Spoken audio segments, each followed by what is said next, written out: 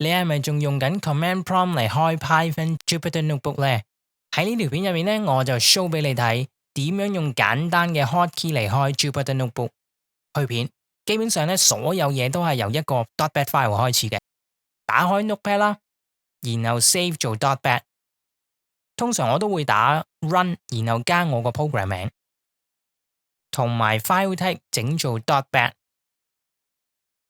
跟住就喺個 .bat file 度打呢堆 code。等我哋睇下啲 code 講咩先。喺 cmd/k 後面呢，我就咁樣指去個 scripts directory， 就好似你喺 command prompt 度打咁樣啦。我哋用 and 呢嚟代表撳 enter 呢個動作嘅。依家呢，繼續 activate 個虛擬環境 virtual environment， 再撳 enter 啦。然後 Jupyter Notebook 個 folder，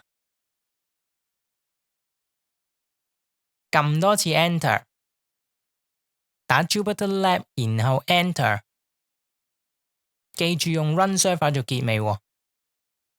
翻返去 desktop create 個新嘅 shortcut 啦，指去你個 .bat file 度，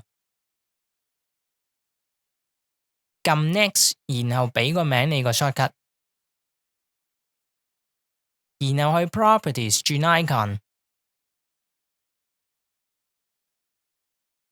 呢度呢，我就咁求其揀個 icon 啦，你可以自己整嘅，唔一定跟我㗎。呢度 hotkey 呢，我就整 Ctrl+Shift+9， 都係啦，啲 hotkey 呢就隨你嘅。